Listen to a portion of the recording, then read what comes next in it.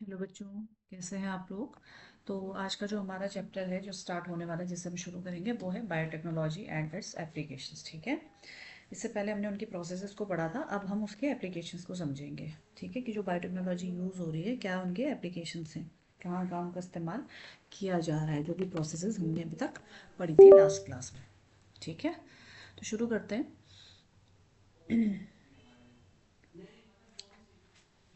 ठीक है। ठीक है, तो हम आते हैं इंट्रोडक्शन में। तो जैसे बायोटेक्नोलॉजी की अगर हम बात करें तो बायोटेक्नोलॉजी का में हम क्या समझते हैं, जितना भी जो हमारा इससे पहले का जो चैप्टर था उसमें हमने सारी चीज़ों के बारे में पढ़ा था कि कैसे प्रोडक्शन होता है। ठीक है, क्या क्या चीज़ें होती हैं। अब जो मेनली हम इस चीज़ में पढ़ेंगे कि एप्लीकेशंस क्या क्या हैं इसकी। ठीक है, बायोटेक्नोलॉजी के। ठीक है, जिसमें डायग्नोस्टिक है, जेनेटिकली मॉडिफाइड क्रॉप्स हैं, उनका एग्रीकल्चर में रोल है। ठीक है, वेस्ट ट्रीटमेंट है, एनर्जी प्रोडक्शन, ये सारी चीज़ें हैं जिनमें हम समझेंगे। मतलब ड्रग्स वगैरह में जैसा इंक्लूड। ठीक है, थेरेप्यूटिक्स यानी कि ड्रग वगैरह में कैसे इसका इस्तेमाल होता है। ठीक है, तो ये सब चीज़ें हैं। ठीक है ना। अब आ जाता है 3 क्रिटिकल रिसर्च एरियाज। ठीक है, कौन से क्रिटिकल रिसर्च एरियाज हैं इसके। ठीक है, providing the best catalyst in the form of N improved organism, usually a microbe और प्योर एंजाइम। तो इसके कहने का मतलब क्या हो गया कि हम कैसे बेहतर एंजाइम्स, मतलब बेटर एंजाइम्स कैसे प्रोड्यूस कर सकते हैं। क्योंकि अभी हम सभी जानते हैं जब भी हम रिकॉम्बिनेंट डीएनए टेक्नोलॉजी का इस्तेमाल करते हैं तो उसमें हमें वेक्टर चाहिए होता है, एंजाइम्स चाहिए होते हैं। ठीक है, तो ये सारी चीज़ें उसमें चाहिए होती हैं। तो कितने बेहतर एंजाइम्स हम ला सकते हैं। ठीक है, best catalyst in the form of improved organism usually as microbe का प्योर एंजाइम, यानी कि कितने बेटर एंजाइम्स हम प्रोवाइड करा सकते हैं, कितने बेटर वेक्टर्स हम प्रोवाइड करा सकते हैं, कितना हम इसको और बेहतर कर सकते हैं। ठीक है ना। तो ये अच्छे रिसर्च एरियाज है, मतलब इन पे आगे और काम हो सकता है। ठीक है, creating optimal conditions through engineering for catalyst to act, अच्छी अच्छी कंडीशंस प्रोवाइड कराना। जैसे बायोरिएक्टर में हम कराते हैं ना कि कोई माइक्रोब को हम ग्रो करवा रहे हैं उसमें, तो हमें ऑप्टिमल कंडीशंस प्रोवाइड करनी पड़ती हैं उसमें। ठीक है ना, ताकि उसमें जो भी एंजाइम है वो अपना काम अच्छे तरीके से कर सके। ठीक है, फिर रहता है डाउन स्ट्रीम। तो हम इसको भी बेहतर बना सकते हैं, यानी कि और बेहतर अच्छे बायोरिएक्टर्स हम डेवलप कर सकते हैं। तो ये सारी चीज़ें। फिर है downstream processing technologies to purify the protein organic compound. ठीक है, अब जो भी प्रोसेस हुई है उससे प्रोटीन जो बनी है, जो ऑर्गेनिक कंपाउंड है हमें मिला है। ठीक है, जो भी प्रोडक्ट हमने लिया है या उससे बनाया है, तो उसके क्लिनिकल ट्रायल्स होंगे कि वो प्रोडक्ट कितना काम कर पा रहा है, कितना सक्सेसफुल है। ठीक है, ट्रायल्स होंगे, फिर उसकी पैकेजिंग होगी, उसको मार्केट किया जाएगा। तो ये सारी चीज़ें किस में आ जाती है, डाउन स्ट्रीम में। तो इसमें भी रिसर्च का अच्छा खासा स्कोप है, यानी कि इस पर हम और बेहतर चीज़ें कर सकते हैं और अच्छा काम इसके अंदर हम कर सकते हैं। ठीक है, तो ये है रिसर्च एरियाज जो अभी और इन पे काम हो सकता है, अच्छा काम हो सकता है। ठीक है, अब नेक्स्ट आ जाता है आपका बायोटेक्नोलॉजिकल एप्लीकेशंस इन एग्रीकल्चर। ठीक है। ठीक है, अब बायोटेक्नोलॉजिकल एप्लीकेशंस इन एग्रीकल्चर, तो इसमें पहली चीज़ आ जाती है आपकी एग्रो केमिकल बेस्ड एग्रीकल्चर। ठीक है, ग्रीन रिवॉल्यूशन। ठीक है, ग्रीन रिवॉल्यूशन, हरित क्रांति जिसको हम कहते हैं, इसका आपने नाम सुना होगा। अगर मैं ग्रीन रिवॉल्यूशन की बात करूँ तो इंडिया में जो फादर ऑफ ग्रीन रिवॉल्यूशन है वो कहा जाता है MS स्वामीनाथन को। ठीक है, किसको कहा जाता है, MS स्वामीनाथन को। ठीक है ना। और वैसे फादर ऑफ ग्रीन रिवॉल्यूशन कहा जाता है आपके नॉर्मनी बोरलॉग को। ठीक है, इंडिया के कौन है आपके, MS स्वामीनाथन, जो ग्रीन रिवॉल्यूशन के फादर हैं, इंडियन कह सकते हैं। तो इंडियन फादर हैं जो ग्रीन रिवॉल्यूशन के, वो कौन है आपके, MS स्वामीनाथन। ठीक है, ठीक है ना। और वैसे कह सकते हैं कि फादर ऑफ ग्रीन रिवॉल्यूशन कौन है, ग्रीन रिवॉल्यूशन के कौन है, ये है आपके नॉर्मनी बोरलॉग। ठीक है,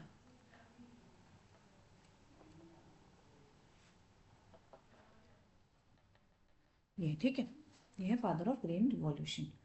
ठीक है, तो अब ग्रीन रिवॉल्यूशन में बेसिकली हुआ क्या था कि अब क्या हो गया था कि पॉपुलेशन बहुत बढ़ गई थी, तो उस समय अब फूड प्रोडक्शन कम था। ठीक है ना, तो यील्ड बढ़ाई गई थी। ठीक है। तो इसमें हुआ क्या था, भाई लोग बहुत ज़्यादा है, पॉपुलेशन बहुत ज़्यादा है, लेकिन उनको खिलाने के लिए उतना अनाज नहीं है। ठीक है। तो इसमें क्या करा था, जो क्रॉप वैरायटीज़ हैं, इम्प्रूव्ड क्रॉप वैरायटीज़ हैं, उनका इस्तेमाल किया गया था। बेटर मैनेजमेंट प्रैक्टिसेस का इस्तेमाल किया गया था ग्रीन रिवॉल्यूशन के लिए। ठीक है। कौन कौन सी चीज़ें करी गई थी भाई? पहली चीज़ तो क्या करी गई थी, improved crop varieties, improved crop varieties, इनका इस्तेमाल किया गया था। ठीक है। दूसरा क्या किया था, जो बेटर मैनेजमेंट प्रैक्टिसेस है उनको अपनाया गया था।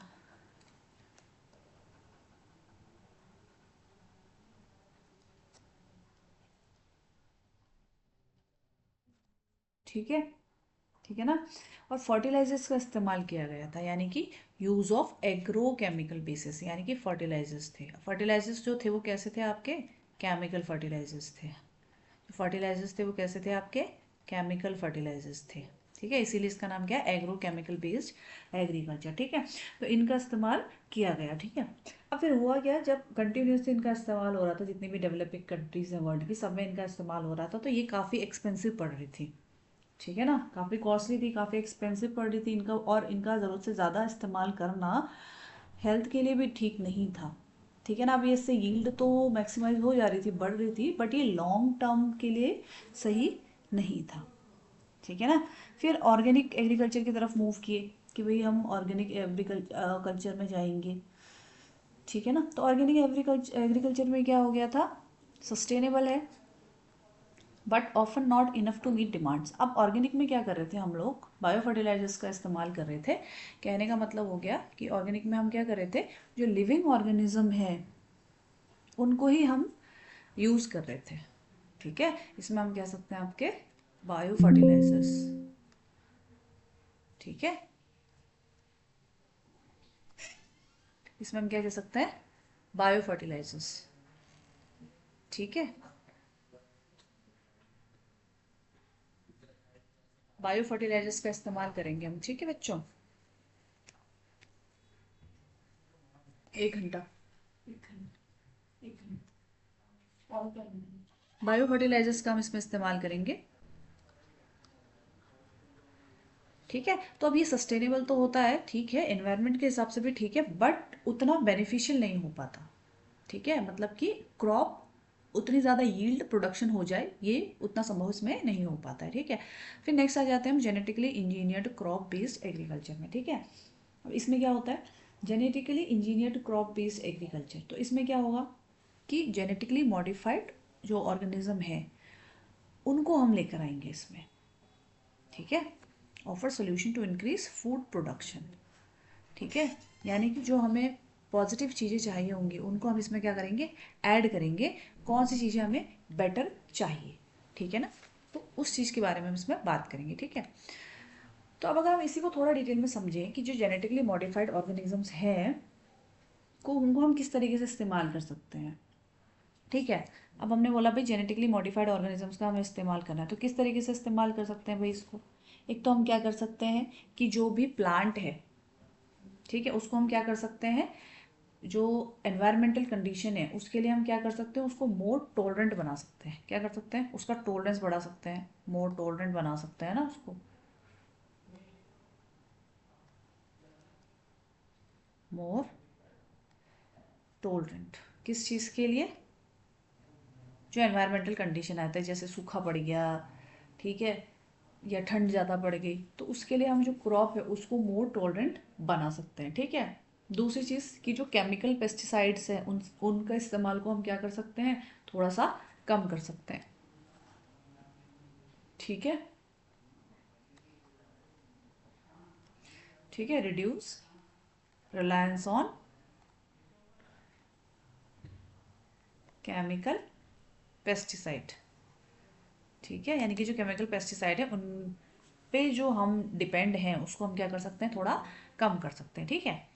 और क्या कर सकते हैं हम इसमें, और क्या कर सकते हैं भाई हम इसमें, और हम इसमें ये कर सकते हैं, ये तो मैं नहीं रहा, चलो कोई नहीं। तो और इसमें हम क्या कर सकते हैं नेक्स्ट, तो ये भी कर लिया। दूसरा पोस्ट हार्वेस्टल जो लॉसेस होते हैं, यानी कि फसल जब कट गई है उसके बाद कि उसमें कितनी जल्दी वो ख़राब हो जाती है, ठीक है, उसको हम क्या कर सकते हैं, कम कर सकते हैं। पोस्ट हार्वेस्ट लॉस, इसको हम क्या कर सकते हैं, कम कर सकते हैं, ठीक है, reduce, reduce post harvest loss, ठीक है। नेक्स्ट हम क्या कर सकते हैं, जो मिनरल यूजेस है प्लांट के द्वारा उसकी एफिशिएंसी को बढ़ा सकते हैं, ठीक है। फूड की न्यूट्रिशनल वैल्यू को एनहांस कर सकते हैं, एनहांस न्यूट्रिशनल वैल्यू, ठीक है, फूड की जो न्यूट्रिशनल वैल्यू उसको बढ़ा सकते हैं। तो ये सारी चीज़ें हम उसमें कर सकते हैं, ठीक है, ठीक है। जैसे हम जेनेटिकली मॉडिफाइड जो ऑर्गेनिज्म बनाएंगे या क्रॉप हम बनाएंगे, जेनेटिकली इंजीनियर्ड क्रॉप हम बनाएंगे, तो उसमें हम ये सब चीज़ें कर सकते हैं, ठीक है। उस समय ये फ़ायदे हो सकते हैं ना कि हम प्लांट को मोल्ड टॉलरेंट बना सकते हैं, केमिकल पेस्टिसाइड का इस्तेमाल जिससे कि कम हो जाए वो कर सकते हैं, ठीक है, ठीक है। पोस्ट हार्वेस्ट लॉसेस वो कम हो जाए उसको कम किया जा सकता है, ठीक है। न्यूट्रिशनल वैल्यू फूड की वो बढ़ाई जा सकती है। तो इस तरीके की चीज़ें हम उसमें कर सकते हैं, ठीक है। दूसरा क्या हो जाएगा कि इससे हम क्या कर सकते हैं, tailor made plant. Tailor made plant का मतलब क्या होता है कि जब आप टेलर के पास जाते हैं तो अपने अकॉर्डिंग अपनी चॉइस के हिसाब से आप उसे ड्रेस सिलवा लेते हैं ना, कि भाई मुझे स्लीव्स ऐसे चाहिए या नेक का डिज़ाइन ऐसा चाहिए, लेंथ इतनी चाहिए, ठीक है। तो ये सब चीज़ें, तो वही हम इसमें भी कर सकते हैं अपने अकॉर्डिंग। आपको जो ट्रेड चाहिए आप उसको इसमें डाल सकते हैं, ठीक है। तो ये चीज़ें होती हैं, ठीक है ना। अब इसमें एक चीज़ आ जाती है टिश्यू कल्चर, ठीक है। तो इसी पे आ जाते हैं हम सबसे पहले टिश्यू कल्चर पे। तो टिश्यू कल्चर, टिश्यू कल्चर का मतलब क्या हो गया, बेसिकली टिश्यू कल्चर का मतलब क्या हो गया कि regeneration of whole plant from explants known as totipotency. कहने का मतलब क्या हो गया कि मैं टिश्यू कल्चर कर रही हूँ, ठीक है। एक्सप्लांट मतलब क्या हो गया कि कोई भी पार्ट है फ्रॉम एक्सप्लांट। एक्सप्लांट का मतलब हो गया कि सपोज लीफ है, हाँ लीफ है, अब मैंने लीफ से क्या बना दिया है, मतलब कोई भी एक्सप्लांट का मतलब क्या हो गया कि कोई भी पार्ट है उसका, ठीक है, जो मैं इस्तेमाल कर रही हूँ पूरे पूरे के पूरे प्लांट को रीजनरेट करने के लिए, ठीक है, ठीक है ना। Whole plant regenerated from explant, ठीक है, प्रोड्यूसेस जेनेटिकली आइडेंटिकल प्लांट, ठीक है, recovers healthy plants from the disease one by culturing meristem. हाँ, अब एक चीज़ हो कि हेल्दी प्लांट बना ले रहे हो आप डिजीज्ड प्लांट से बाय कल्चरिंग मेरिस्टेम, ठीक है ना। तो एक प्लांट है जिस पे ऑलरेडी क्या है, जो प्लांट क्या है डिजीज्ड है, उससे भी आप क्या कर दे रहे हो, एक हेल्दी प्लांट बना ले रहे हो, ठीक है ना, ठीक है। तो हम क्या करते हैं, देखो एक्स प्लांट लिखा हुआ है इसमें, सपोज मैंने लीफ ले ली, एक लीफ ले ली, अब इस लीफ को मैंने क्या कर दिया है, एक टिश्यू में डाल दिया मैंने, ठीक है। इसको कल्चर करने के लिए मैंने सपोज इसके अंदर इस लीफ को डाल दिया है, ठीक है, डाल दिया है मैंने, क्या कर दिया इसका। अब टिश्यू कल्चर क्या है, एक तरीके का एसेक्सुअल रिप्रोडक्शन है। कैसा होता है ये, एसेक्सुअल रिप्रोडक्शन, ठीक है। इसके अंदर मैंने डाल दिया इसको। अब मैंने इसमें क्या कर दिया है, इसका डी डिफ्रेंशिएशन किया है, ठीक है।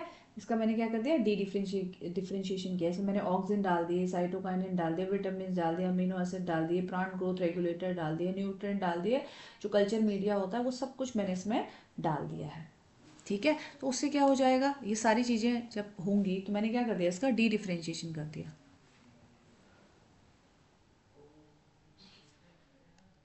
मैंने क्या कर दिया, इसका डी डिफ्रेंशिएशन कर दिया, डी डिफ्रेंशिएशन कर दिया, ठीक है। अब जब डी डिफ्रेंशिएशन मैंने इसका कर दिया है, तो ये जो इसमें सारी चीज़ें डालने के बाद, ऑक्सिन जिब्रेलिन ये सब चीज़ें इसमें ऐड करने के बाद, सॉरी ऑक्सिन साइटोकाइनिन ये सब चीज़ें मैंने इसमें डाल दी हैं, ये सारी चीज़ें मैंने इसमें डाल दी हैं, विटामिन हैं, ठीक है, अमीनो एसिड्स हैं, न्यूट्रिएंट है, कल्चर मीडिया, सब कुछ मैंने इसमें डाल दिया। तो इसके बाद मुझे क्या मिला है, यहाँ पर एक कैलस मिला है, क्या मिला है, एक कैलस मिला है, क्या मिला है, एक कैलस मिला है। कैलस का मतलब क्या हो गया है, अनडिफ्रेंशिएटेड मास ऑफ सेल। क्या बोलते हैं इसको, कैलस को undifferentiated, undifferentiated mass of cell, ठीक है, ये हमें मिला, ये डेवलप हो गया। इसमें कौन सा टिश्यू है, इसमें मेरिस्टेमेटिक टिश्यू है, ठीक है। अब क्या होगा, जब एडिनोस सॉरी जब ऑक्सिन की कंसंट्रेशन साइटोकाइनिन से ज़्यादा होती है तो रूटिंग डेवलप हो जाती है, और जब साइटोकाइनिन की कंसंट्रेशन ज़्यादा होती है तो क्या होता है, शूट फॉर्मेशन होता है। ठीक है, तो अब इसमें दो चीज़, अभी तो ये कैलस बना है, अनडिफरेंशिएटेड मास। अब मुझे नहीं पता इससे रूट बननी है कि शूट बननी है, क्या बनना है। ठीक है, तो हम क्या करते हैं, as per the need concentration बढ़ाते हैं। ठीक है, अब ये बन गया कैलस, तो इसमें क्या होगा, अब अगर मैं इसमें ऑक्सीजन डाल दूँ ज़्यादा, किससे, साइटोकाइनिन से। ऑक्सीजन मैंने ज़्यादा डाल दिया, साइटोकाइनिन कम डाला है, तो इसमें क्या हो जाएगा, इसमें रूट डेवलप होनी शुरू हो जाएगी। ठीक है, और वही दूसरी कंडीशन ले लूँ कि भाई साइटो मतलब ऑक्सीजन कम कर दिया है और साइटोकाइनिन ज़्यादा कर दिया है, तो इसमें क्या होने लग जाएगा, शूट डेवलप होनी शुरू हो जाएगी, शूट डेवलप होगी। ठीक है, ठीक है, तो दोनों चीज़ें हो गई, शूट का फॉर्मेशन भी हो गया और रूट का फॉर्मेशन भी हो गया। ठीक है, अब क्या होता है, क्योंकि इसमें क्या है, ये चीज़ें क्या है, सिमिलर है, सेम है। ठीक है, जेनेटिकली आइडेंटिकल प्लांट बनाया है ना इसने, इसलिए हम इसको क्या बोलते हैं, सोमा क्लोन्स भी कहते हैं। ठीक है, तो टिश्यू कल्चर का मतलब समझ में आया आपको कि आप एक छोटे से हिस्से से, मतलब एक छोटे से प्लांट से आप पूरा का पूरा ट्री बना पा रहे हैं, तो उसको हम क्या कह सकते हैं, टिश्यू कल्चर कह सकते हैं। ठीक है, ठीक है ना। अब नेक्स्ट आ जाता है आपका सोमेटिक हाइब्रिडाइजेशन। अब सोमेटिक हाइब्रिडाइजेशन का क्या मतलब है, इसमें इसमें क्या करा जाता है, जो प्रोटोप्लाज्म है उसका फ्यूजन किया जाता है। ठीक है, तो इसमें क्या है, fusion of protoplast from different plant to create hybrids. ठीक है, तो जो प्रोटोप्लास्ट है उसको मिलाया जाता है। एग्जाम्पल इसमें पोमैटो, जिसमें टमाटो और पोटैटो के हाइब्रिड को मिलाया गया था, हालांकि ये कमर्शियली वायबल उतना सक्सेसफुल नहीं हो पाया था। ठीक है, तो इसमें हुआ क्या, भाई टोमेटो की सेल ले ली, ये टोमेटो सेल है, और दूसरी कौन सी ले ली, पोटैटो की सेल ले ली। ठीक है भाई, इसमें भी सेल वॉल होगी, सेल मेम्ब्रेन, सेल वॉल होगी, इसके अंदर सेल मेम्ब्रेन होगी, सेम इसके साथ भी होगा, सेल वॉल होगी, सेल मेम्ब्रेन होगी। ठीक है, फिर इनके अंदर एंजाइम्स डाले जाएंगे जो सेल वॉल को तोड़ दे। ठीक है, जो सेल वॉल को क्या कर दे, डाइजेस्ट कर दे। ठीक है, अब सेल वॉल ब्रेक हो गई, ठीक है ना, तो क्या हो जाएगा, फिर फ्यूज़न होगा, सेल वॉल डाइजेस्टिंग एंजाइम डाल दिए गए, उसके बाद क्या होगा, फ्यूज़न हो गया, फ्यूज़न हुआ। ठीक है, फ्यूज़न हुआ, ठीक है ना। तो जब इनका फ्यूज़न हो गया, तो इस प्रोसेस को हम क्या बोलते हैं, प्रोटोप्लाज्म फ्यूज़न, यानी कि सोमेटिक हाइब्रिडाइजेशन। ठीक है, और इससे प्लांट कौन सा बना था आपका, पोमैटो। ठीक है, ठीक है, जो कि उतना सक्सेसफुल नहीं हो पाया था। ठीक है ना, मतलब सीधी सी बात है, इसमें आप सीधा साइटोप्लाज्म मिला दे रहे हैं ना उस पर, वरना यूजुअली हम क्या करते हैं, जनरली हम क्या करते हैं कि भाई एंथर लेते हैं, मेल प्लांट लेते हैं, फीमेल प्लांट लेते हैं, एंथर लेते हैं, उसको स्टिग्मा पर मतलब सॉरी जो पोलन ग्रेन है उसको स्टिग्मा पर गिराते हैं, देन प्रोसेस होती है पूरी, सीड डेवलपमेंट होता है, तो ये सारी चीज़ें होती है, इसमें ये सब हो नहीं रहा। ठीक है, सोमेटिक हाइब्रिडाइजेशन है, और अब तो हम ये भी नहीं कर रहे हैं, अब तो हम सीधा जो हमें जीन्स पता चल रहा है कि ये जीन ये करने वाला, तो सीधा उस जीन को हम इंसर्ट करा दे रहे हैं। ठीक है ना, ठीक है, नेक्स्ट आ जाते हैं जेनेटिकली मॉडिफाइड ऑर्गेनिज्म में। ठीक है, तो ये क्या करते हैं भैया, हमने अभी बोला कि जितना भी स्ट्रेस है, एबायोटिक स्ट्रेस यानी कि जो ड्रॉट कंडीशन है, सूखा पड़ गया है, ऐसी कुछ चीज़ें हुई हैं, तो उसके लिए हम प्लांट को क्या करते हैं, मोल्ड टॉलरेंट बढ़ाते हैं, जिससे कि केमिकल का यूज़ हम कम कर सकें, पोस्ट हार्वेस्टेड लॉसेस को कम कर सकें, मिनरल यूज़ बढ़ जाए, जिससे इन्हांस न्यूट्रिशन वैल्यू, ये सब चीज़ें हम कर सकते हैं। ठीक है, तो इसमें क्या है, golden rice enriched with vitamin A. दूसरा हमने क्या कहा था, टेलर मेड प्लांट, यानी कि अपने अकॉर्डिंग जो चीज़ें हमें चाहिए, अपने अकॉर्डिंग हम उसमें चेंज कर सकते हैं। ठीक है, अब बारी आ जाती है गोल्डन राइस की, जो उसमें लिखा हुआ है। तो बेसिकली इसमें हम क्या करते हैं, जैसे ओरिज़ा सटाइवा हमने ले लिया, राइस ले लिया हमने, ठीक है, ठीक है, तो ये सेल ले ली हुई हमने एक, किसकी सेल है ये राइस का सेल है, ये राइस का सेल है, इसमें भी सेल वॉल होगी बाहर, इसके अंदर सेल मेम्ब्रेन होगी। ठीक है, अब इसमें हमने क्या कर दिया, कोई भी डिज़ायर्ड जीन है, सपोज ये डिज़ायर्ड जीन है जो हमें चाहिए। ठीक है, इसको हमने क्या करना है, अब डिज़ायर्ड जीन इसमें है कौन सा, क्योंकि अभी तो ये नॉर्मल चावल है, हमने इसको क्या बना रहे हैं, विटामिन ए रिच बना रहे हैं, तो हम विटामिन ए लेंगे। ठीक है, अब विटामिन ए कहाँ से लेंगे भैया, बीटा कैरोटीन ले लेंगे हम, बीटा कैरोटीन, ये किससे ले सकते हैं हम, ये ले सकते हैं हम कैरेट से। ठीक है, कैरेट से ले सकते हैं, डेफोडिल से ले सकते हैं। ठीक है, प्रोविटामिन ए बोल सकते हैं हम इसको। तो इसको हम क्या करेंगे, वेक्टर की मदद से कहाँ डाल देंगे, इस सेल के अंदर डाल देंगे। ठीक है, ठीक है, अब इसमें जो वेक्टर होगा ये कौन होगा, वेक्टर की मदद लेंगे, और वेक्टर प्लांट के केस में हमेशा कौन होता है, आपका टीआई प्लाज्मिड। ठीक है, टीआई प्लाज्मिड प्लांट के केस में, जब भी हम कोई प्लांट में ये जेनेटिकली मॉडिफाइड क्रॉप बना रहे हैं, यानी कि प्लांट के केस में हम जीन्स को इंसर्ट कर रहे हैं, तो वहाँ पर हम जो वेक्टर यूज़ करते हैं वो टीआई प्लाज्मिड यूज़ करते हैं, ठीक है। तो हम क्या करेंगे, इसको डायरेक्टली इसमें इंसर्ट करा देंगे, ठीक है ना।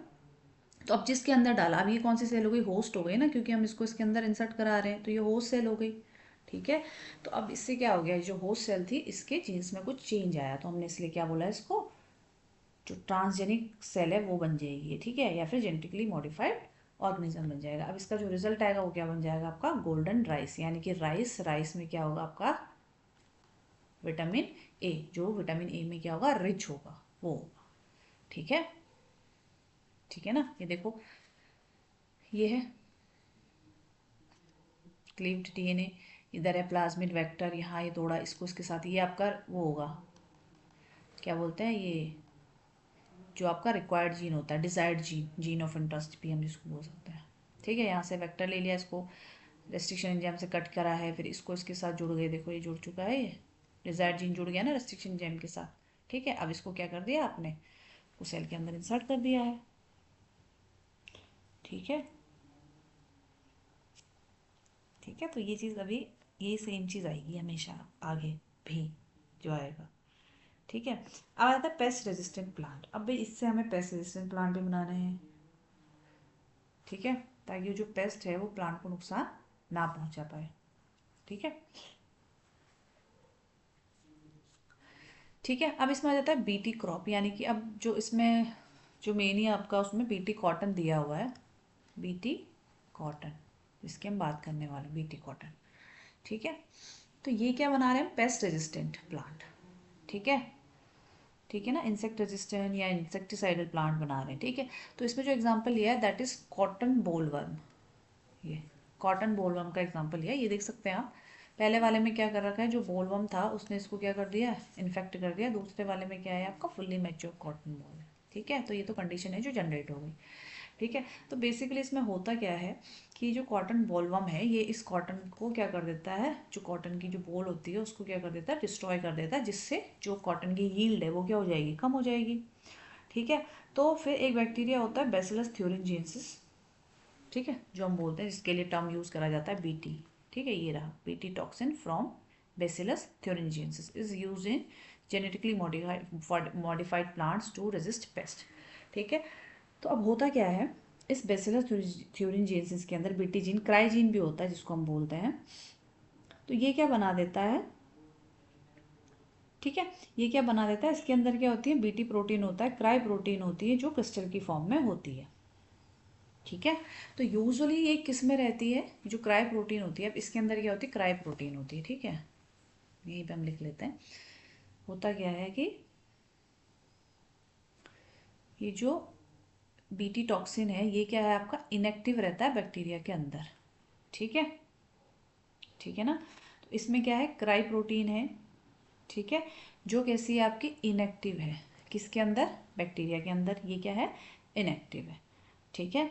अब क्या होता है, जैसे ही इसको, ये जो इनएक्टिव है, जब इसको इंसेक्ट गट मिलती है, इसका जो इंसेक्ट गट होती है, इसका जो पीएच होता है वो कैसा होता है आपका, एल्कलाइन पीएच होता है, ठीक है, पीएच कैसा है, एल्कलाइन है, ठीक है, ठीक है ना। तो जो ये इनएक्टिव बीटी टॉक्सिन है बैक्टीरिया के अंदर, ये क्या होता है, जैसे ही इंसेक्ट के गट में आता है वहाँ पर इसको एल्कलाइन पीएच मिलता है, जिसकी वजह से ये क्या हो जाता है आपका, एक्टिवेट हो जाता है। तो ये जो इनएक्टिवेट था टॉक्सिन वो क्या हो जाएगा, एक्टिवेट हो जाता है, ठीक है। तो जो टॉक्सिन क्या हो जाता है, एक्टिव हो जाता है, ठीक है, टॉक्सिन एक्टिव हो गया, ठीक है। तो ये क्या कर देता है, जो इंसेक्ट है उसकी मिडगट होती है, उसके एपिथेलियम में क्या कर देता है, होल्स कर देता है, ठीक है, जिससे वाटर अंदर चला जाता है, ठीक है, वाटर क्या चला जाता है, अंदर चला जाता है, ठीक है। और जिससे क्या हो जाती है, सेल में स्वेलिंग आ जाती है, सेल में क्या हो जाती है, स्वेलिंग आ जाती है, और इंसेक्ट क्या हो जाता है, मर जाता है, ठीक है, इंसेक्ट डाई, ठीक है। अब गले में स्वेलिंग आ गई तो कुछ खा नहीं पाता, और भूख की वजह से वो क्या होता है, मर जाता है, ठीक है, ठीक है ना। तो ये जो बीटी टॉक्सिन है वो जब तक बैक्टीरिया के अंदर है तब तक इनएक्टिव फॉर्म में है, जैसे ही वो इंसेक्ट के अंदर जाता है, इंसेक्ट के गट में, वहाँ पर एल्कलाइन पीएच होने की वजह से वो क्या हो जाता है, एक्टिव हो जाता है, ठीक है, जिससे वाटर एंटर होना शुरू हो जाता है बहुत सारा, उसकी जो सेल्स हैं वो स्वेल कर जाती हैं, ठीक है, जिससे सेल्स फटने लग जाती हैं, और स्टारवेशन की वजह से इंसेक्ट की क्या हो जाती है, डेथ हो जाती है। ठीक है, ठीक है ना। अब एक चीज़ और आती है कि ये डिपेंड करता है, ठीक है, ऐसा नहीं है कि जो कॉटन बोलवर्म है अगर आप उसको सभी में डालेंगे तो सब में काम करेगा। यहाँ पर क्या होता है, चॉइस ऑफ जीन डिपेंड्स कि आपकी जो टारगेटेड पेस्ट है वो कौन सी है, किस पेस्ट को आपने टारगेट किया है, ठीक है, और दूसरी कौन सी क्रॉप के लिए आप उसको इस्तेमाल कर रहे हैं। ठीक है, कॉटन बोलवर्म में क्राई 1 AC क्राई 2 AB इन जीन्स का इस्तेमाल होता है और कॉर्न बोरर में क्राई 1 AB का इस्तेमाल होता है। ठीक है, तो मतलब आप कह सकते हैं कि अलग अलग जो पेस्ट है या फिर जो क्रॉप है उसके अकॉर्डिंग सेलेक्ट करा जाता है इनको। ठीक है, कि कौन सी जीन किसके लिए काम कर रही है। ठीक है, अब नेक्स्ट आ जाता है आपका RNA इंटरफेरेंस। ठीक है, RNA इंटरफेरेंस की अगर हम बात करें तो इसमें क्या होता है, बेसिकली RNA इंटरफेरेंस में हम क्या करते हैं, RNA इंटरफेरेंस का मतलब हो गया RNA mRNA साइलेंसिंग भी बोलते हैं इसको, RNAi भी कहते हैं। ठीक है, अब इसमें मेनली एक जैसे एग्जांपल दिया हुआ है इसमें कि protect plant from nematode infestation by silencing specific mRNA। ठीक है, RNA इंटरफेरेंस या फिर इसको हम कहते हैं साइलेंसिंग भी बोलते हैं, mRNA साइलेंसिंग भी बोलते हैं।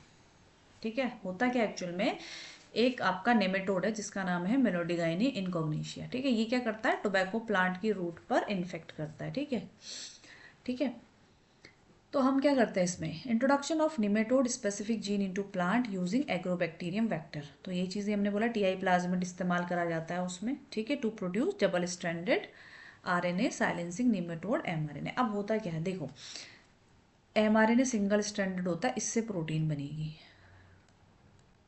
ठीक है, लेकिन अगर इस mRNA को हम क्या कर देंगे, डबल स्ट्रैंडेड कर देंगे तो ये क्या हो जाएगा, पेयर बना देगा, फिर ये प्रोटीन नहीं बना पाएगा। ठीक है ना, तो यही चीज़ होती है।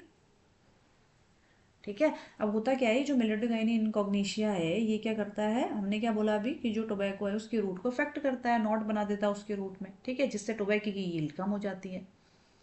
ठीक है ना, ठीक है, अभी यहाँ ये देख सकते हैं आप। ठीक है, ये देख सकते हैं आप। ठीक है,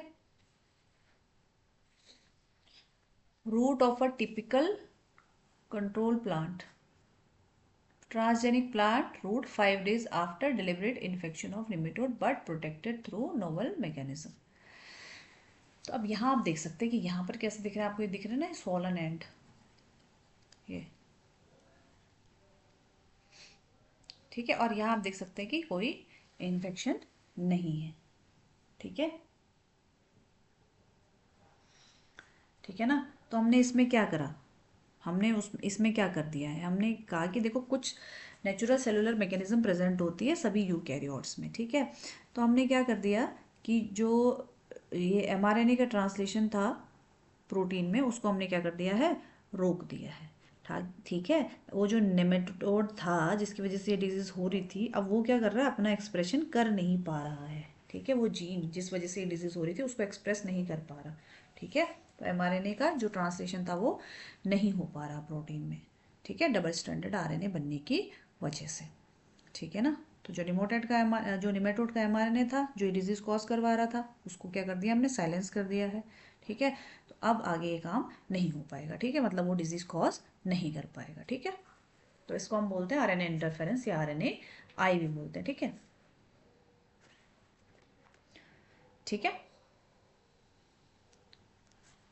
और advantages of genetically modified organism ये हम पढ़ चुके हैं, antibiotic, stress tolerance, pesticide reduction. ठीक है, पोस्ट हार्वेस्टल लॉसेस की मतलब वही हार्वेस्टिंग के बाद जो लॉस होता है उसको रोका जा सकता है, कम करा जा सकता है।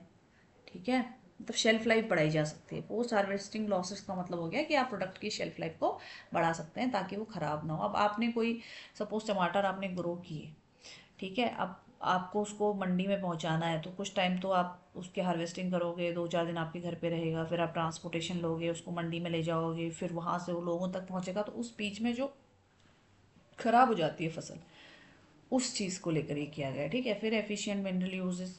ठीक है, ताकि जो सॉइल न्यूट्रिएंट है वो कम मतलब वेस्ट ना हो, प्लांट उसको ज़्यादा से ज़्यादा यूज़ कर पाए, और जो क्रॉप है उसकी क्वालिटी को, फूड की क्वालिटी को क्या करना, बढ़ाना। ठीक है, ठीक है, ये कुछ बेनिफिट्स हैं जेनेटिकली मॉडिफाइड क्रॉप्स के या जेनेटिकली मॉडिफाइड ऑर्गेनिज्म के। ठीक है, नेक्स्ट हम इसमें थोड़ा सा आगे बढ़ेंगे और ठीक है, बायोरिएक्टर्स।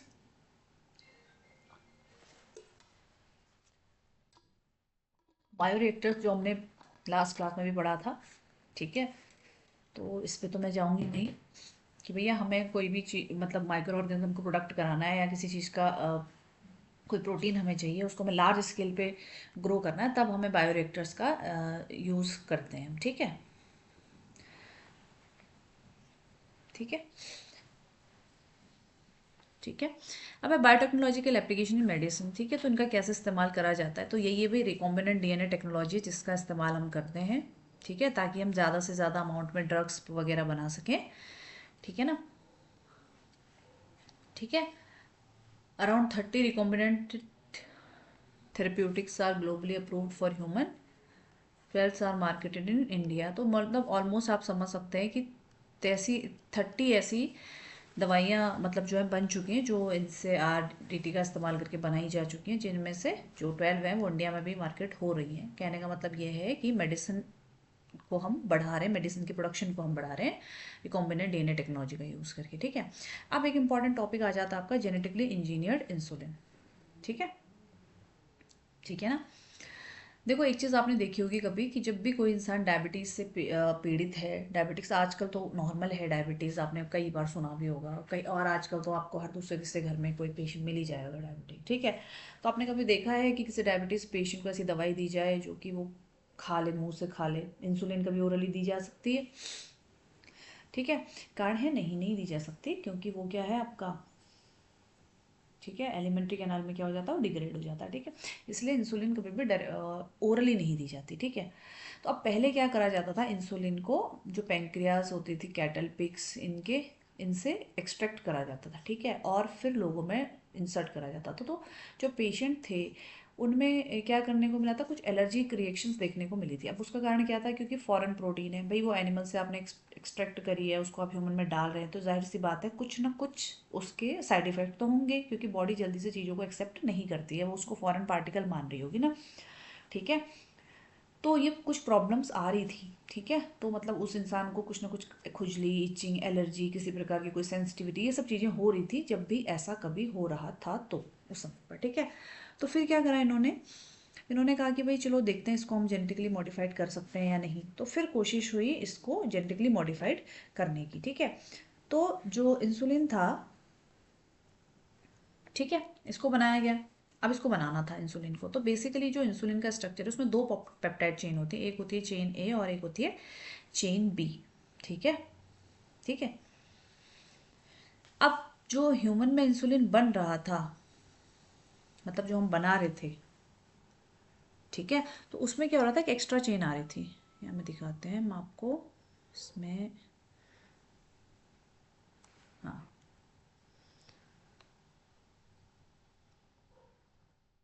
ये वाली।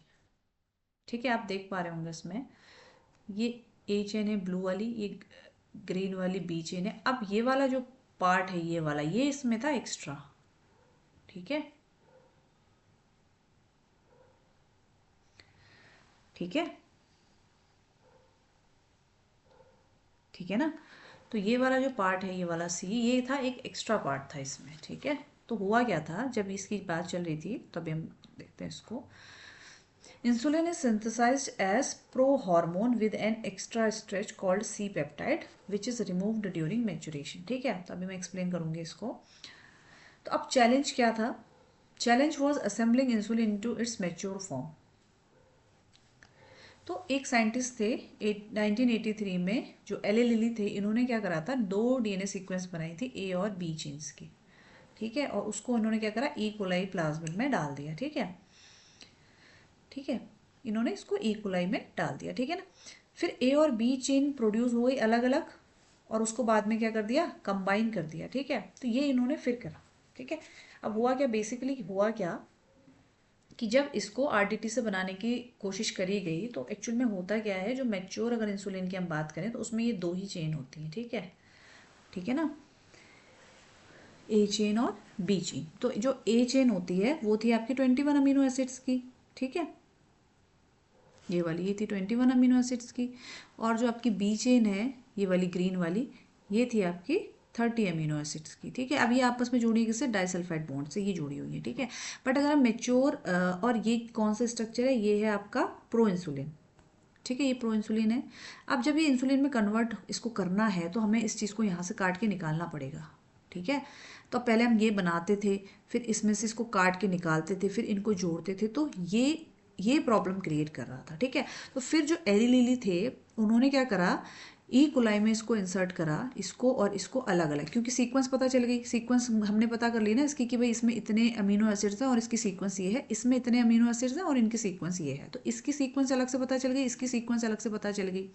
तो उन्होंने कहा कि इससे अच्छा है कि हम इन दोनों को अलग अलग ग्रो करवाएं, ठीक है। तो ए को अलग ग्रो करवाया, ठीक है। तो इन्होंने ये ले लिया, इसमें करा दिया ए को ग्रो, इधर ले लिया, इसमें भी करा दिया दूसरी वाली को ग्रो, फिर क्या करा, इन दोनों को फिर लास्ट में जोड़ दिया डाइसल्फाइड बॉन्ड से, ठीक है। तो ये उन्होंने काम किया था। अब इसके बेनिफिट क्या क्या हुए, recombinant insulin does not cause allergic reaction. अब भाई इससे कोई एलर्जिक रिएक्शन भी नहीं हो गई, कम हो गया, ह्यूमन इंसुलिन के आइडेंटिकल हुआ, ठीक है। और इसको लार्ज क्वांटिटी में भी ग्रो कराया जा सकता है, हमें जितना ज़्यादा इंसुलिन चाहिए हम उतना ज़्यादा इससे ग्रो करवा सकते हैं, ठीक है। तो ये इसके कुछ बेनिफिट्स थे, ठीक है ना, ठीक है। तो उन्होंने क्या करा था, दोनों ले लिए थे, ए चेन के लिए भी जीन लिया, उसको इकोलाई में डाल दिया, बी चेन के लिए भी जीन लिया, उसको इकोलाई में डाल दिया, दोनों बन गई, ए चेन का भी लार्ज प्रोडक्शन हो गया, बी चेन का भी प्रोडक्शन हो गया, और फिर लास्ट में उनको क्या कर दिया, डाइसल्फाइड बॉन्ड से जॉइन कर दिया, ठीक है। एली लिली का जो कॉन्ट्रीब्यूशन था वो ये रहा था इसमें, ठीक है। अब नेक्स्ट आ जाते हैं हम जीन थेरेपी में, ठीक है। जीन थेरेपी की अगर हम बात करें तो इसमें क्या होता है, इसमें क्या है, gene therapy aims to correct genetic defect diagnose in a child और एम्ब्रियो। तो जीन थेरेपी का मतलब क्या हो गया, अगर कम उम्र में ही ये चीज़ पता चल जाए कि जीन में कोई गड़बड़ है, कुछ प्रॉब्लम आ रही है, तो हम उसको क्या कर सकते हैं, अर्ली एम्ब्रियोनिक स्टेज में उसको करेक्ट करा जा सकता है जेनेटिक डिफेक्ट, ठीक है। हालांकि ये चीज़ अगर बाद में पता चले तो फिर ये पॉसिबल नहीं होता, बट अर्ली एम्ब्रियोनिक डेवलपमेंट के स्टेज में ये चीज़ करी जा सकती है, ठीक है, ठीक है। It involves inserting normal genes into person cells and tissue to treat disease. तो बेसिकली इसमें होता क्या है, अगर हम इसको बोलें तो इसमें होता क्या है कि अभी मेथड्स आगे लिखे होंगे इसमें, हाँ यहीं से पढ़ लेते हैं इसको। फर्स्ट क्लिनिकल जीन थेरेपी, तो पहली जो क्लिनिकल जीन थेरेपी थी वो करी गई थी 1990 में एक 4 साल की बच्ची के लिए, जिसको कौन सी डिजीज थी, एडिनोसिन डी एमिनीज, यानी कि एडीए डेफिशिएंसी थी उसको, ठीक है, एडिनोसिन डी एमिनीज था। अब ये जो एडीए है, एडिनोसिन डी एमिनीज, ये क्रूशियल होता है आपके इम्यून सिस्टम फंक्शन के लिए। अगर आपका ये ठीक नहीं है, नहीं सही चल रहा है, तो इसमें क्या हो जाता है, जो इम्यून सिस्टम हो जाता है वो क्या हो जाता है, वीक हो जाता है, ठीक है। यानी कि इम्यून सिस्टम के सही ढंग से काम करने के लिए जो एडीए है वो क्रूशियल है, ठीक है ना। तो जो इसकी डेफिशिएंसी है वो किसकी वजह से हुई, एडीए जीन के डिलीट होने की वजह से हुई। एडीए जीन जो था वो डिलीट हो गया, जिसकी वजह से, ठीक है, उसको एडिनोसिन डीएमिनेज डेफिशिएंसी हो गई, ठीक है ना। तो अब इससे क्या हो सकता है, अब इसका इलाज कैसे हो सकता है, या तो हम इसको बोन मैरो ट्रांसप्लांटेशन से कर सकते हैं या फिर एंजाइम रिप्लेसमेंट थेरेपी। बट अब बुक में तो ऐसे लिखा हुआ है कि ये कम्प्लीटली क्योरेबल नहीं है। तब हम फिर लेकर आते हैं आपकी जीन थेरेपी प्रोसेस को, ठीक है। अब देख सकते हैं आप इसमें किया क्या है, अगर आप देख पा रहे होंगे तो बेसिकली इसमें होता क्या है कि जो लिम्फोसाइट्स है ना उनको निकाला जाता है। Lymphocytes from the patient blood are grown into culture outside, ठीक है। लिम्फोसाइट्स को निकाला पेशेंट की बॉडी से, ठीक है, पेशेंट के ब्लड लिया, उसमें से लिम्फोसाइट्स को निकाला, उसको कल्चर किया है, ठीक है, कल्चर किया, ठीक है। अब क्या करा, उसमें से कॉम्प्लीमेंट्री फंक्शनल एडीए या फिर सीडीएनए इज इंट्रोड्यूस, यानी कि जो कॉम्प्लीमेंट्री डीएनए था, ठीक है, फंक्शनल एडीए सीडीएनए, यानी कि जो एडिनोसिन डीएमिनेज का जो जीन है उसका जो कॉम्प्लीमेंट्री डीएनए वो उसमें डाल दिया गया, ठीक है। और उसके लिए जो हम वेक्टर लेते हैं वो क्या है आपका रेट्रोवायरल। ह्यूमन के केस में या एनिमल के केस में हम क्या लेते हैं, रेट्रोवायरस का इस्तेमाल करते हैं एज अ वेक्टर, ठीक है। प्लांट के केस में हम टीआई प्लाज्मिड का इस्तेमाल करते हैं, ठीक है, ठीक है। तो फिर क्या हुआ, फिर जब इसको हमने इसमें डाल दिया तो अब क्या होगा, जेनेटिकली इंजीनियर्ड लिम्फोसाइट बन गए हैं, जिसको हम क्या कर सकते हैं, वापस से फिर उसकी बॉडी में डाल सकते हैं। Genetically engineered lymphocytes return to the patient, ठीक है। Since these cells are not immortal, periodic infusion of engineered lymphocytes are required. हाँ, कहने का बात यही है कि अब ये इमोर्टल तो है नहीं, इसकी सेल्स तो मरती रहती है ना, तो ये इन उन जगहों पर काम आ सकता है जहाँ पर सेल्स का लाइफ साइकिल थोड़ा लंबा हो, ठीक है। अब अगर हम इसको आरबीसी में कर रहे हैं तो वो तो उसका लाइफ स्पेन ही 30 डे का, तो फिर उस केस में ये नहीं होता, ठीक है। लेकिन हाँ, ये है कि अगर आपने अर्ली एम्ब्रियोनिक स्टेज में दे दिया उसको, ठीक है, introducing the ADA gene into bone marrow cells at early embryonic stage, तो ये परमानेंट क्योर हो सकता है एडीए डिफिशियंसी के लिए, ठीक है। तो यहाँ पर हम देख सकते हैं कि भैया बैक्टीरिया लिया है, ये बैक्टीरिया लिया है, इसके अंदर क्या कर दिया है, बैक्टीरिया लिया है ना,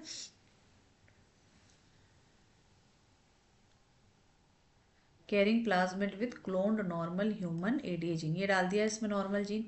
अब ये रेट्रोवायरस लिया है, जो क्या है आपका जेनेटिकली डिसेबल है, यानी कि कोई बीमारी नहीं करेगा, डिसआर्म्ड या डिसेबल्ड बोलते हैं हम इसको, ये ले लिया है, ठीक है, मॉडिफाइड वेक्टर ले लिया। अब इसको इसके साथ जोड़ दिया है, इसका जो इसका ये एडी आर एन ए, इसको हम जोड़ देंगे, जो वायरल आर एन ए है इसके साथ जोड़ देंगे, ठीक है, ठीक है।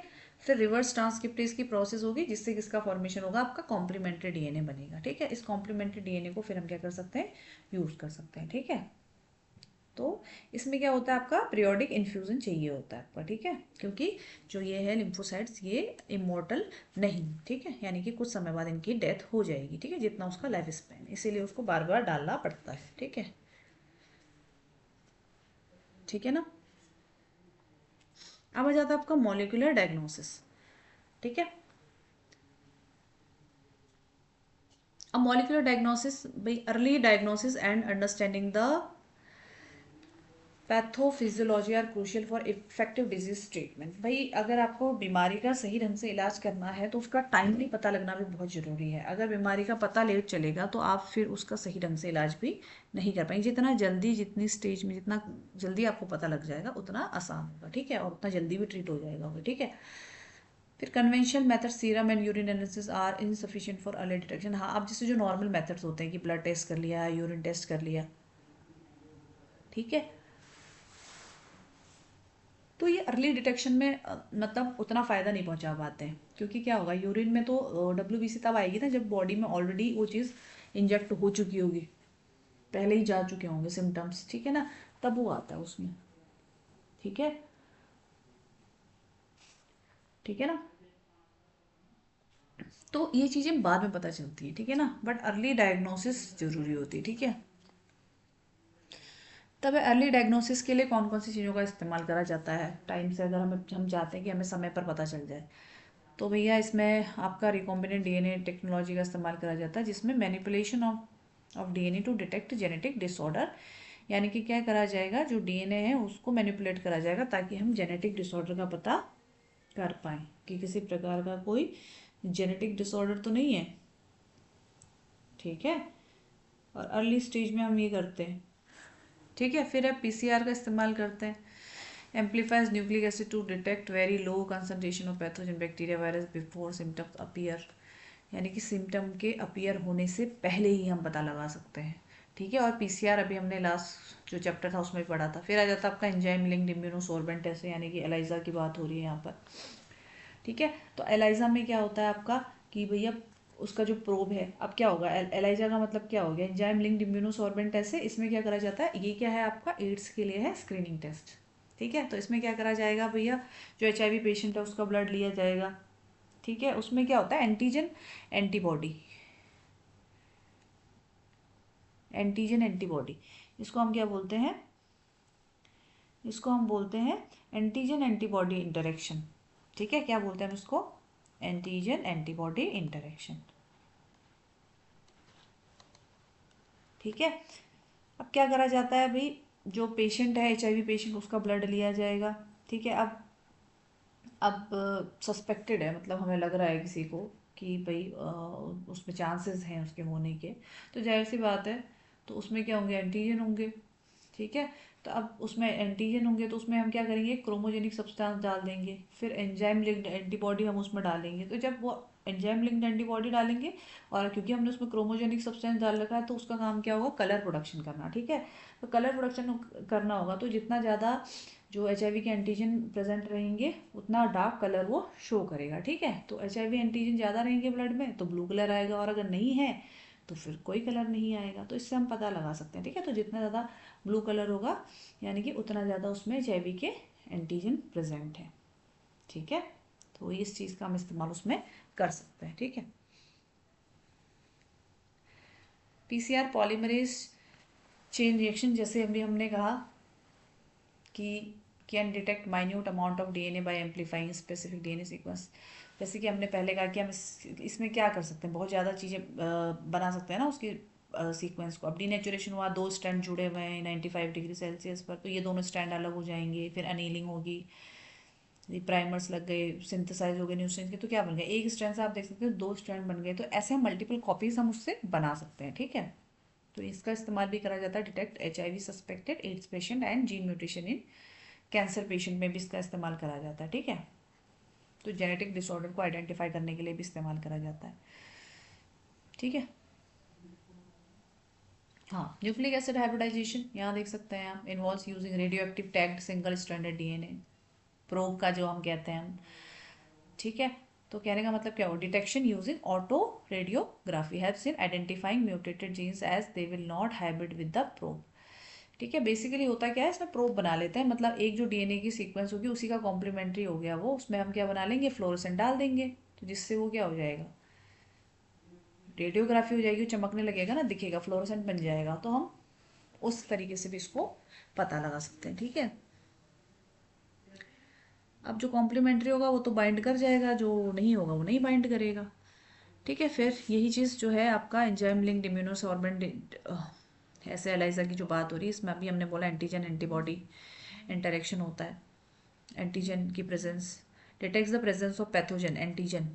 ठीक है, और antibody synthesize against the pathogen. ठीक है, तो कितने एंटीजन बन रहे, कितनी एंटीबॉडी आके उससे जुड़ रही हैं। ठीक है, फिर नेक्स्ट आ जाता है आपका ट्रांसजेनिक एनिमल। ठीक है, अब ट्रांसजेनिक एनिमल की जब बात हो रही है, अब क्या होगा, ट्रांसजेनिक एनिमल किसको बोलेंगे, animals whose DNA has been manipulated. ठीक है, यानी कि वो एनिमल जिनका DNA में कुछ चेंज हुआ, manipulated to express an extra gene, foreign gene. ठीक है, तो ये हमने बाहर से कोई जीन लेके किसी एनिमल में इंसर्ट कर दिया है, तो यानी कि हमने उसके DNA के साथ क्या कर दिया है, छेड़छाड़ कर दी है, ताकि वो कोई जो फॉरेन जीन है उसको एक्सप्रेस करे। ठीक है, इसमें transgenic rats, rabbits, pigs, sheep, cow, ये सब आते हैं। ठीक है, तो ये मैं आपके साथ शेयर भी कर दूँगी। ठीक है, तो ट्रांसजेनिक जैसे पीटी कॉटन है, पेस्ट रेजिस्टेंट है, हाईली यील्ड है। ठीक है, टोमेटो है, सेल्फ लाइफ है, dealing, ripening, better nutritive quality, golden rice है, विटामिन ए, आयरन रिच बना दिया उसको। ठीक है, कैटल्स है, human proteins in their milk. ठीक है, पिग हो गया, अदर जो ऑर्गन ट्रांसप्लांटेशन है विदाउट रिस्क ऑफ रिजेक्शन। ठीक है, तो इन सब चीज़ों को इसमें लेके आया गया। ठीक है, अब ये कुछ चीज़ें हैं जो कि कैसे कैसे इंसुलिन बना है, क्या उसके एप्लीकेशंस हैं, इन सब चीज़ों का वो है कि जो आपकी मेडिकली यूजफुल रिकॉम्बिनेंट प्रोडक्ट हैं जो बने हैं, जो क्या है फ़ायदेमंद है इंसान के लिए। ठीक है, और उनके क्या क्या एप्लीकेशंस हैं इसमें, ये सारी चीज़ें इसमें लिखी हुई हैं। ठीक है, अब इसमें ये सारी चीज़ें हम पढ़ते हैं कि कैसे जीन को रेगुलेट करा जाता है। ठीक है, वो कैसे बॉडी के नॉर्मल फंक्शनिंग को चेंज करते हैं, कैसे डेवलप होते हैं। ठीक है, जीन जो है वो डिजीज़ के डेवलपमेंट में कैसे कंट्रीब्यूट करते हैं, ये सारी चीज़ें। ठीक है, और अलग अलग जगह जैसे कैंसर है, सिस्टिक फाइब्रोसिस है, रूमेटॉइड्स है, इन सब चीज़ों में हम इसको कैसे कर सकते हैं। अब है reasons for producing transgenic animals, कि भाई क्यों बनाए गए ट्रांसजेनिक एनिमल्स। ठीक है, सबसे पहले आता है normal physiology and development. Design क्यों बनाया गया, design to study gene regulation, ताकि हम ये समझ पाएँ कि जीन का रेगुलेशन होता कैसे है। ठीक है, कैसे वो नॉर्मल बॉडी फंक्शनिंग में रेगुलेट करते हैं। ठीक है, फिर है स्टडी ऑफ डिजीज़ की स्टडी को पढ़ने के लिए, design to understand gene contribution to the disease development. ठीक है, न्यू ट्रीटमेंट ताकि हम डेवलप कर पाएँ, ठीक है। ताकि नए नए, अब आप देख रहे होंगे कि इसके जितनी भी डिजीज़ेज़ हैं समय के साथ नई नई डिस्कवरीज होती जाती हैं कि भाई पहले कोई दूसरी दवाई थी जो उतना अच्छे से कोई होने, अब समय के साथ धीरे धीरे नए नए इलाज होते जा रहे हैं, पॉसिबल होते जा रहे हैं, ठीक है। ठीक है, फिर है biological products. Medicine contain biological products are expensive to produce. Transgenic animals can produce these products by introducing genes coding for them. अब इसको वैसे प्रोड्यूस करना बहुत मुश्किल है, तो अब क्या करेंगे, अगर इसका जीन आप एनिमल में डाल देते हैं तो वहाँ पे प्रोड्यूस करना इसके लिए क्या हो जाएगा, आसान हो जाएगा, ठीक है। तो एग्जांपल क्या है इसके, ह्यूमन प्रोटीन, ठीक है, में alpha 1 antitrypsin in transgenic animal to treat emphysema, ठीक है। ठीक है, ठीक है। एम्फाइसेमा क्या होता है, एम्फाइसेमा में क्या होता है, जो एल्वुलाई हो जाते हैं, जो लंग्स में एल्वुलाई वेना है ना, वो क्या हो जाते हैं, आपके डैमेज हो जाते हैं, ठीक है। अब जिससे सरफेस एरिया कम हो जाता है और ऑक्सीजन एक्सचेंज में क्या हो जाती है, दिक्कत होती है, ठीक है। फिर है वैक्सीन सेफ्टी, इसके लिए भी transgenic mice developed for testing vaccine safety before human use. ये जैसे हमने बोला कि वैक्सीन बनती है तो पहले क्या हो गया, एनिमल टेस्टिंग होती है, फिर ह्यूमन टेस्टिंग होती है, तो इस तरीके से अलग अलग लेवल पर टेस्ट किया जाता है उसको। Chemical safety testing known as toxicity safety testing. Transgenic animals carry genes making them more sensitive to toxic substance. ठीक है, expose to toxic substance to study effect allowing quicker result than non transgenic animal. तो ये study करा जाता है कि भाई जो केमिकल सब्सटेंस है उसका कितना एक्सपोजर है उसमें, ठीक है।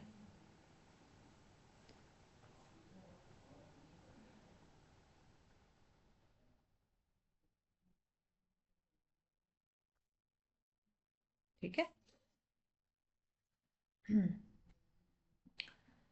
अब एक चीज़ आ जाता है आपका लास्ट टॉपिक, एथिकल इश्यूज। भाई जितनी भी चीज़ें अभी हो रही हैं या जितनी भी हमने अभी चीज़ें पढ़ी हैं, जो यूजेस पढ़े हैं इनके, अब इसके कुछ एथिकल इश्यूज भी आ जाते हैं ना। नीड फॉर रेगुलेशन है, एथिकल इश्यूज में क्या आ गया आपका, भाई जो लिविंग ऑर्गेनिज्म है आप उसको मैनिपुलेट नहीं कर सकते सिर्फ अपने फ़ायदे के लिए, ठीक है। तो उसके लिए कोई ना कोई रेगुलेटरी बॉडी होगी, आप किसी भी एनिमल को ऐसे ही परेशान नहीं कर सकते, कहने का मतलब ये है, ठीक है ना।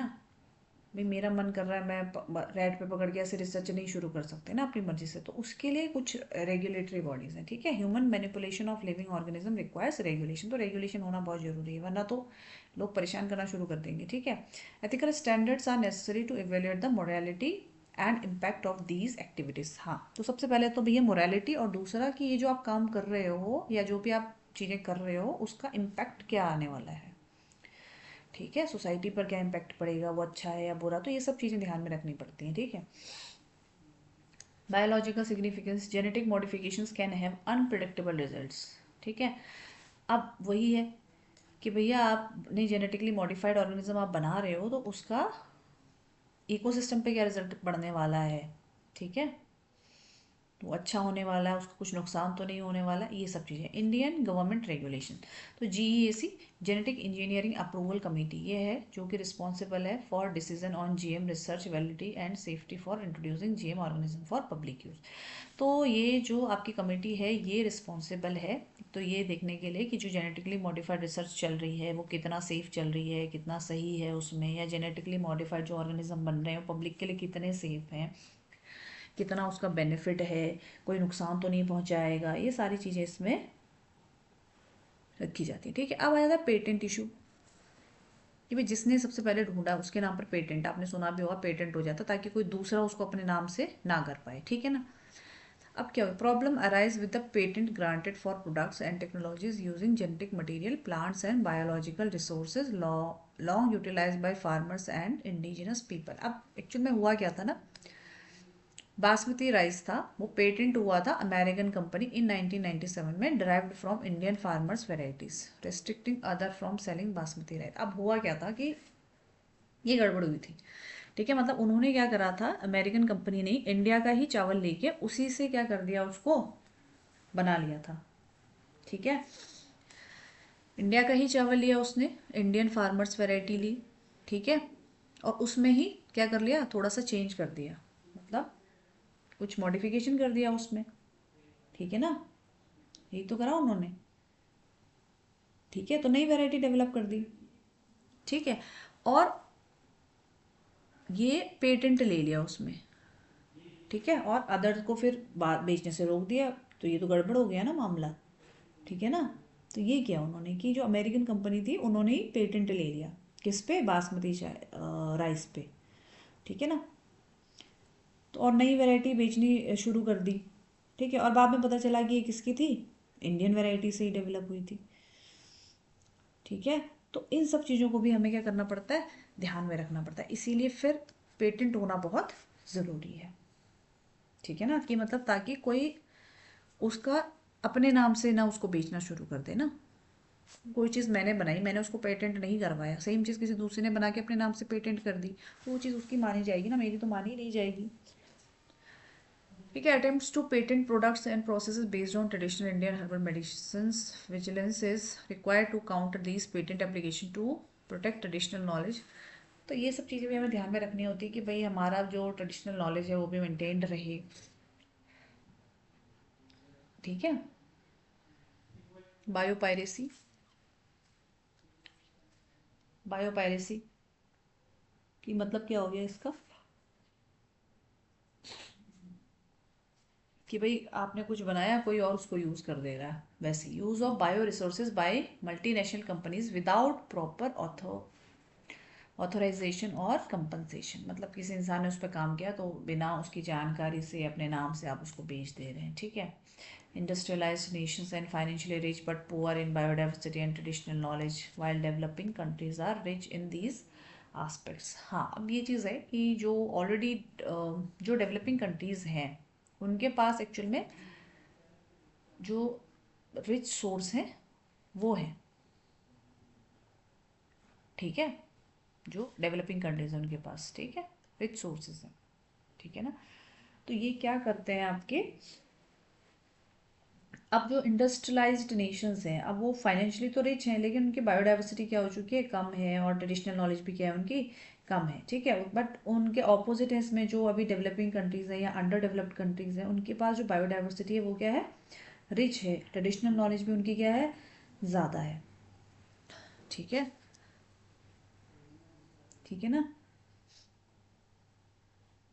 तो कहने का मतलब क्या हो गया, बिना प्रॉपर ऑथराइजेशन के या कंपनसेशन के कोई भी मल्टीनेशनल कंपनी अगर जो बायो रिसोर्सेज है उनका यूज़ कर रही है तो वो बायो पायरेसी के अंदर आता है, ठीक है। जैसे आपने सुना भी होगा पायरेटेड मूवीज़, कि भाई उसने बनाई मूवी बनाई और उससे पहले उसकी कॉपी क्या हो गई, मार्केट में आ गई, तो वही सब चीज़ें, ठीक है।